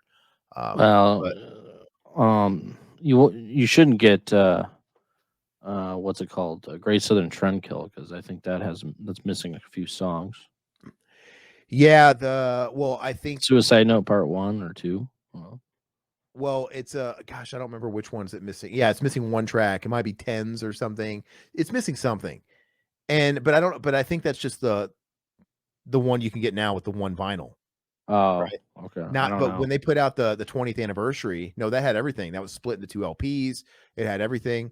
Like they literally just crammed everything onto one. For some reason, they felt like they couldn't cram another song on there. And I kind of regret not getting the Great Southern Trendkill outtakes vinyl they released. I regret, because that was available just a year ago, and now you can't find that. I regret it. But yeah, so I'll probably bite the bullet and get Reinventing, because dude, I don't know if you ever listened to that remaster when that came out a couple years ago. Night and day. No, I haven't. It sounds so amazing. Like they got I might be incorrect on this, but that was the only album that Terry Date didn't do that album. He did like he did Far Beyond, he did Vulgar, and et cetera, et cetera. And then they had Sterling Winfield do that one, and it was basically the Abbott brothers that produced it with him, and it kind of sounded thin, dude. Terry Date, they gave it to him, and he did the remaster, and he remixed it, and it just sounds like on fire. It almost sounds like a whole nother album. Like you hear stuff you never heard before because you can hear bass lines you never heard before. You can hear vocals. It's crazy. It sounds great. But anyway, I'm stoked that they're back. I've been watching a lot of videos. I've been watching all the new stuff of them playing live, and I think they sound fantastic. And of course, I've been going down the rabbit hole and watching. People have been posting full concert footage from like their heyday in like 96, 97 tour, and then even like their last tour. And dude, it's another animal. Like it's kind of sad that Pantera is gone because I watched somebody post this whole concert from San Jose in 2001, like right before they broke up. It's monstrous, dude. Just like so that's gone. Like we're never gonna have that again. But what we have now is pretty cool. So I can't wait. So hopefully to do a tour around here. I'd love to go see him. Well, I was listening to an interview with dude. If money talks, it'll I was listening to an interview with Charlie Benante, and they were he was being asked like what the plans are. He's like, well, we have nothing else planned. It's like past 2023, and 2023 is the Metallica tour, and in between those Metallica dates, they're doing the festivals, the U.S. festivals, like Welcome to Rockville. So there might be a festival. Okay, and that's what I predicted. Well, it's the Danny Wilmer ones. Welcome to Rockville, Rock on the Range. Oh, none of them are in like Missouri or but and then he said, what about 2024? He's like, we have a few Metallica shows in 2024, but that's it. So that's probably true, but I think money will talk. And I'm pretty sure they'll do stuff in 2024, but I think you might be waiting until 2024 if they do come around, if they do. So we'll see. I'll go see him again in 2024. I don't care. I would like to see him a headline. That'd be cool. Yeah. But I think that's all we got. Does anybody in the chat? Thank you guys for joining us, by the way. Anybody in the chat have anything they want to add before we wrap it up? Hey, and if anybody has any ideas for any perks, because if I do decide to like maybe put out a totally voluntary, like I should give something like for anybody like that wanted to donate to the project, give something that's not perverted. I think I'm pretty ssure Mendoza would want a crusty sock or two, but get in OnlyFans. There you go. Leave that to Mac. Get an only feet. Just show my feet, dude. I could do that. I could like block that out of my mind, like it's never like I'm not being a whore. Just post pictures of my feet. What people choose to do with them. Rudest celebrities I've ever met. Okay, so that's a loaded question for your last question. We'll close out on that one. I mean, so are you pretty new? Because obviously we've talked about Tom Savini a lot. He's kind of like the rudest guy I've ever met in that front. Nobody big. I mean, these are stories that some people have heard before. Fred the Hammer was an asshole. Yeah, he was terrible. Fred the Hammer was like the epitome of a guy who just really didn't want to be at these places, these conventions and shit like that. And he just was super condescending in his tone, real passive in his tone. And all I could do was laugh at it and just kind of be my own, just keep killing him with annoying kindness. And it probably just made him more rude. But he was rude. Savini was just Fred Williamson was a different kind of asshole than Tom Savini. I really can't put my tongue on it. Fred was a funny asshole. Yeah. Tom was just a dick. Yeah, he was a dick. He wasn't even funny. Exactly.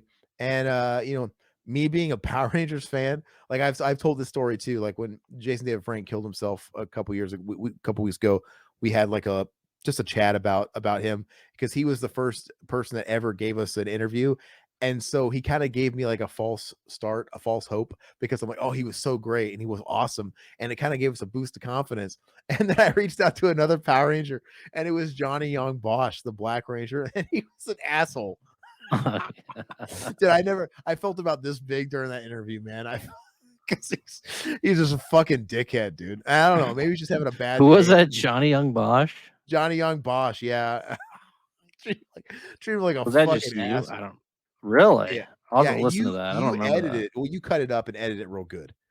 So I did. If you listen to it on YouTube or whatever, you don't get any of that because Riverman had to hack it to bits. Oh, So I it's like, did. Oh, oh jeez. yeah, dude. Because so it sounds fine, but but dude, I'm glad I don't have a raw copy of the original interview because it was painful. I mean, God bless editing. And as far as I think musicians tend to be really cool. No, not the guy missing a finger, Plemke. That was Zach, right? That was anyway, Johnny Young Bosch is the guy that was in the movie. He replaced him. He's also big in anime, does a lot of voiceover work and stuff now, like Bleach and shit like that. And anyway, what's it called? Musicians have all been cool, but I've had moments where I felt like I let it go. Like it's like maybe it's just the way he came across or whatever. But Max Cavalera was kind of, was not uh that was kind of awkward when I it wasn't nothing that couldn't be edited and fixed, took a little editing, but he was a little awkward and some of his responses were a little bit like less than cool. Like he wasn't giving me a lot on some of my questions. And when somebody isn't giving you a lot to your question, it kind of makes you have to talk a little more to save it. And in this case, it just kind of made it worse. Uh, just some of his responses. Um, I don't even remember what the questions were, but like, let's say you present something about, they kind of like do that thing where they give a pause, like, yeah, that's you're an idiot, and then he'll like kind of say something like, yeah, that's a good feeling, man, like very condescending. But he ended it, and then he kind of ended it. He did end it with like hey, it was really nice talking. I think it almost kind of like he felt like he was kind of being an asshole and almost kind of apologized. Like he wanted to ensure like, hey, I kind of feel like I came off that way. So I want to ensure that I'm telling you, hey, it was real nice talking to you. It's almost so I kind of took it like that. So that one was no bad blood. But yeah, that's it. Tom Savini. Oh, another question. Okay. Future episode. That's a good recommendation. For a future episode, the rarest items you sought after. We could do that. Rarest Yeah, items we sought after, and but which ones we we actually successfully got, and which ones are still white whales and we do not have. I could okay, talk about okay. that for That's a sure. great one. Yeah, and I'm going to shoot. Maybe I should write that down. I'll write that down. But anyway, thanks guys so much. And yeah, Sean Boyle, check out our 31 commentary for the Hammer story. We go into it in detail. And oh, yeah, Plemke's coming out strong saying, "What about rarest DVDs, toys, games, vinyls, etc." That sounds like an episode. So we'll kind of do Yeah. that with an episode. We'll kind of bundle all that stuff together. Maybe that could be next week, man. So all right, guys. Well, thank you guys so much. Remember, you guys can support us now on Twitch. You can sub over there if you felt so inclined to do so. And obviously, like and subscribe on YouTube. We have a Patreon and we have Teesprings if you guys want to buy merchandise as well. So many ways to support. But if not, you guys could just keep tuning in like you do. We appreciate it. So, hope you guys had a happy new year and we'll catch you next week. Bye. Thanks, everybody.